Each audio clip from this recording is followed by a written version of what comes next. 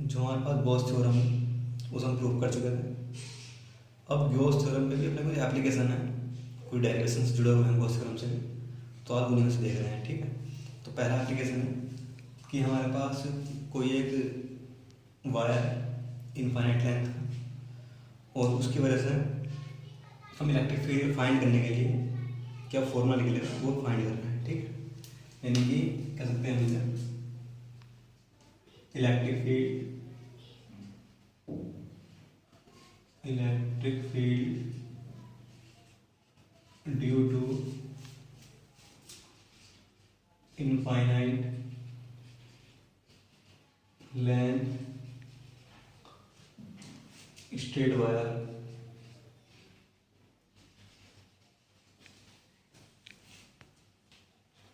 Using Gauss theorem.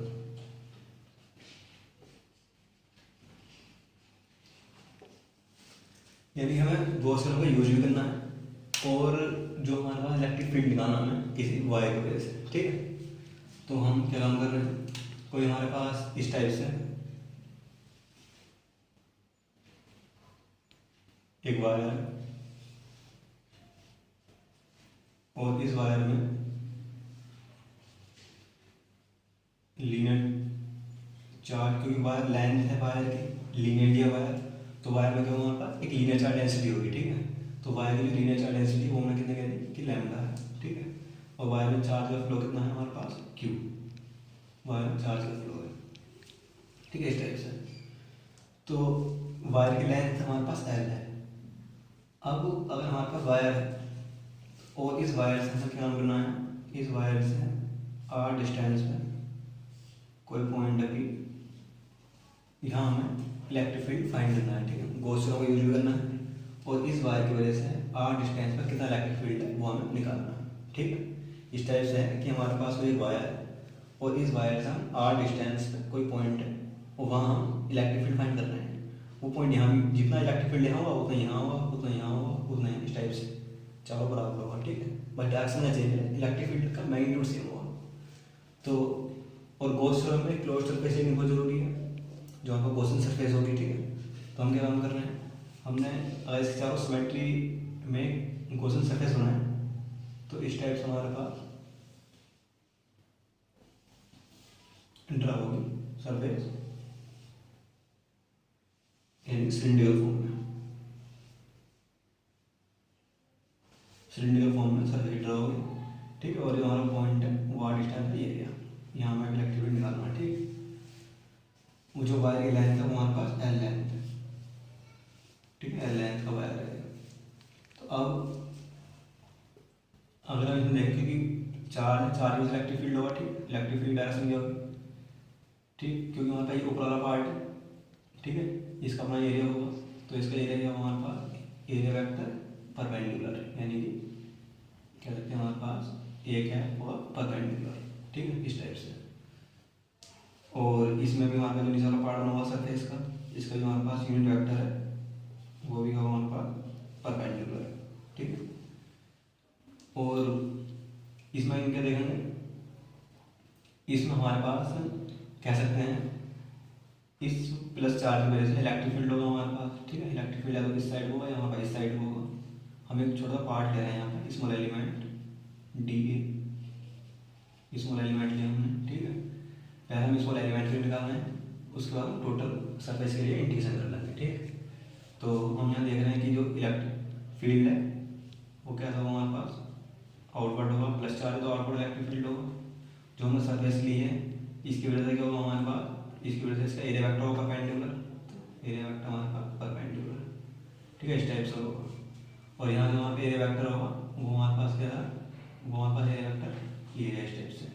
तो electric field इस type से है, यानी इलेक्ट्रिक फील्ड ये।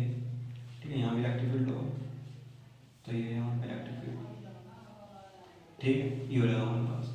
तो यहाँ एंगल हमारे पास कितना है, ई और वेक्टर ए के बीच में 90, यहाँ भी एंगल कितना हमारे पास 90।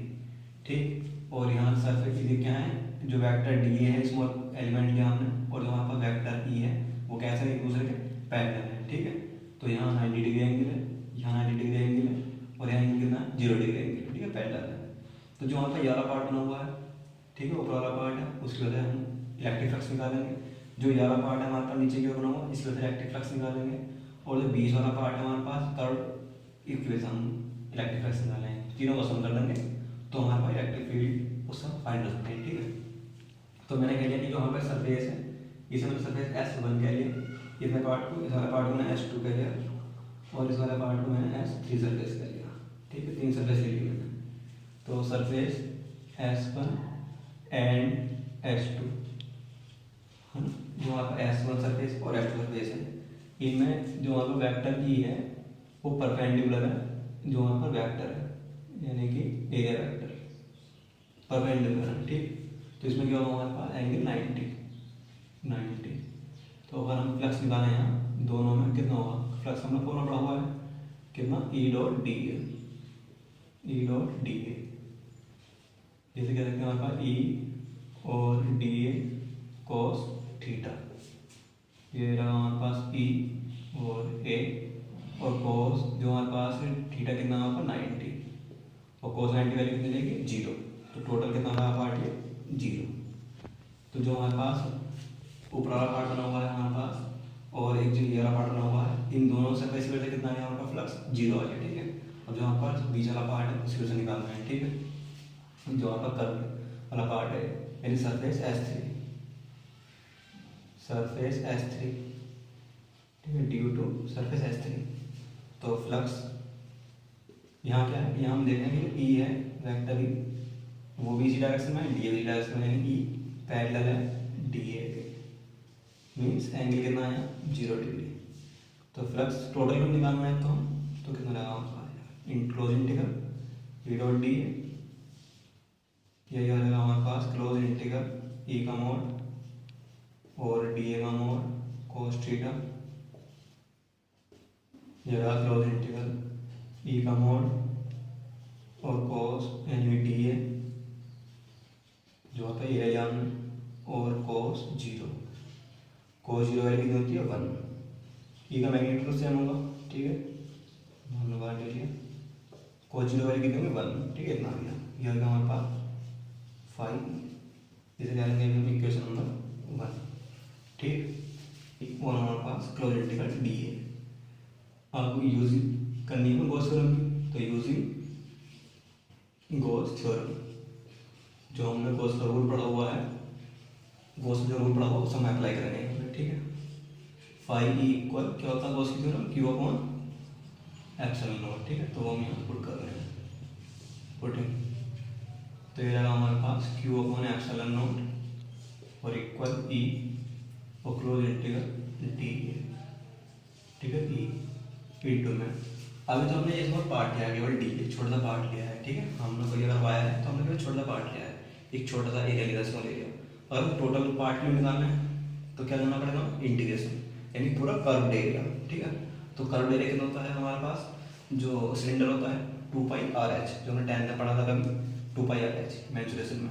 तो कितना रहा हमारे पास 2 पाई आर और एच मीन हाइट कितनी है, लेंथ कितनी है, मान रखिए एल ज़्यादा है, ये हमारे पास Q अपॉन एप्सिलॉन नॉट, ठीक। अब हमने पढ़ा हुआ है linear charge density, lambda equal कितना पढ़ा हमने Q अपॉन एल, ये पढ़ा हमने फॉर्मूला, तो क्रॉस मल्टीप्लाई करेंगे ना, तो यहाँ से क्या हो जाएगा, ये हो जाएगा हमारे पास Q इक्वल लैम्डा एल, ये हो जाएगा, ठीक है। तो इसे पुट कर देंगे, पुटिंग यहाँ, ठीक है, यहाँ रखना है, तो कितना लगा lambda L upon epsilon not और इक्वल E इंटू 2 पाई आर एल, एल से एल कैंसिल हो जाएगा, तो ये रहेगा हमारे पास E इक्वल कितना रहा, E equal lambda upon 2 pi epsilon not, ठीक है, 2 पाई एप्सिलॉन नॉट और आर, ये आ गया हमारे पास इलेक्ट्रिक फील्ड, ठीक है। अगर हमें वेक्टर फॉर्म में लिखना है, वेक्टर फॉर्म में तो मुझे स्टेप लिखते हैं, vector E equal lambda upon 2 pi epsilon naught R और आर कैप, ठीक है, इस टाइप से लिख सकते हैं। आर कैप है यूनिट वेक्टर, ठीक है, क्योंकि इलेक्ट्रिक फील्ड डायरेक्शन होगी, तो इस टाइप से। और जब हम E और आर के जो ग्राफ खींचते हैं तो ग्राफ में इस टाइप से मिलता है कि अगर हमें यहाँ पर डिस्टेंस है यहाँ इलेक्ट्रिक फील्ड है, तो इसमें हम क्या देख रहे हैं कि ई प्रोपोर्शनल है 1/r के। जैसे जैसे हम r को इंक्रीज करेंगे वैसा हमारा क्या होगा, इलेक्ट्रिक फील्ड डिक्रीज होगा। ग्राफ हमारे पास ये इस टाइप से आता है कि r को इंक्रीज करोगे तो ई डिक्रीज होगा, इस टाइप से ग्राफ आता है। तो हमने पहले बताया था कि इसमें क्या करनी है, हमें गॉस थ्योरम अप्लाई करनी है ना, तो हमने गॉस थ्योरम अप्लाई करी, ठीक है। और जो ऊपर वाला पार्ट है हमारे पास, जो अगर हम इसका सिमेट्री बना रहे हैं इसके चारों, तो एक ऊपर वाला पार्ट आएगा निकल के, तो उसके वजह फ्लक्स कितना है 0, नीचे वाला पार्ट के वजह फ्लक्स कितना 0, ठीक है। और इस वाला पार्ट में इलेक्ट्रिक फ्लक्स हमारे पास आ गया, तो टोटल फ्लक्स कितना आ गया, इतना आ गया, क्योंकि यहाँ की वजह 0 है, यहाँ की वजह 0 केवल इसी वजह से निकल पाया पार्ट इक्वल λ/2πε0r, ठीक है। ये हमारे पास इम्पोर्टेंट है, और इससे बहुत सारे एनसीईआरटी के न्यूमेरिकल भी होंगे। और हमने फॉर्मूला पढ़ा कि अगर हमारे पास कोई वायर है इनफाइनाइट लेंथ का, ठीक है, इनफाइनाइट पर उसमें इसे बोल रहे हैं कि कहीं पर उसमें लेंथ नहीं आएगी ना, ऐसा नहीं जो लास्ट में फॉर्मूला निकल कर आएगा उसमें तो उसमें कहीं एल लेंथ आ जाओ, ऐसा नहीं है। केवल हमारे पर डायरेक्ट ई डिपेंड कर रहा है हमारे पे कि लीनियर चार्ज डेंसिटी कितनी है वायर की, ठीक है। वायर कितना बड़ा हो सकता है, छोटा हो या बड़ा हो, उसकी डेंसिटी कितनी है, उसमें इलेक्ट्रॉन का फ्लो क्या है, उस पर ज़्यादा डिपेंड कर रहा है, ठीक है। तो न्यूमेरिकल देख रहे हैं, जो हमारे पास आसान न्यूमेरिकल एनसीईआरटी है पहले चैप्टर के, तो लगभग सभी न्यूमेरिकल करवाएंगे, जैसे जैसे जरूरत पड़ रही है डायरेक्शन के सब उस हिसाब से न्यूमेरिकल करा रहे हैं, ठीक है। ये बात का ध्यान रखेंगे। जो लास्ट में बच जाएंगे अदर टाइप के हैं उन्हें एक साथ ले लेंगे वीडियो में। तो जो हमारे पास क्वेश्चन दिया हुआ हमारे पास लीनियर चार्ज डेंसिटी, ठीक है, हमारे पास हमें फाइंड करनी है लैम्डा, इसे फाइंड करना हमें डिस्टेंस कितनी दूर 2 सेंटीमीटर है, इसे मीटर में कंबाइन कर लेंगे पहले 10⁻² मीटर। और हमारे पे इलेक्ट्रिक फील्ड गिवन है कितना है 9 × 10⁹ न्यूटन पर कूलम, ठीक है। तो अभी हमने इनफाइनाइट लेंथ वाला फॉर्मूला पढ़ा हुआ है, कितना पढ़ा हुआ है λ/2πε0r, ठीक है, ये पढ़ा हुआ है। हमने क्या काम किया, अपने पास से 2 से मल्टीप्लाई कर लिया ऊपर और 2 से इसे डिवाइड कर दिया, तो 2 से मल्टीप्लाई 2 से डिवाइड क्यों होगा, क्यों क्या है, क्योंकि यहाँ 2π था 4π बन गया, इसकी वैल्यू हमें पता है 1/4πε0 की वैल्यू कितनी थी 9 × 10⁹, ये हमें पता है। लैम्डा हम फाइंड करना है, और आर की वैल्यू कितनी हमारे पास 2 × 10⁻², और ई की वैल्यू कितनी हमारे पास 9 × 10⁹, ठीक है। 9 से 9 कैंसिल हो जाएगा, तो ये हो जाएगा हमारे पास लैम्डा तो हम फाइंड करना है इक्वल यानी 2 और इंटू 10⁹, तो ये 10⁹ कैंसिल हो जाएगा, ठीक है। 2 × 10⁻², इस टाइप से ये ध्यान रखा, ठीक, इतने हमारे पास मीटर, ये रहा हमारे पास लीनियर चार्ज यानी यूनिट को होती है कूलम पर मीटर, ठीक है। ये रहा जो हमारे पास 4πε0 की वैल्यू 1/9 × 10⁹ लगी हमें, ठीक। और हमारे पास क्या लगा ऊपर है एक 2 और था, तो ऊपर एक 2 और चला जाएगा 2, ठीक है। तो क्या रहेगा हमारे पास, यानी कि 2 से 2 कैंसिल हो जाएगा, तो 10 और कितना हो जाएगा -2 हो जाएगा, कितना जाएगा 10⁻² कूलम पर मीटर। तो हमारा ये चल गया, ठीक है। लैम्डा फाइंड करना है, इसकी वैल्यू 9 × 10, आर की वैल्यू हमने दी यहाँ पे, सही है, और ई की वैल्यू हमने दी यहाँ पे, हमने कैंसिल किया तो ये हमारे पास आ गया, तो इसको आप ध्यान रखेंगे, ठीक है। बाकी और नेक्स्ट वीडियो में देख लेंगे, ठीक।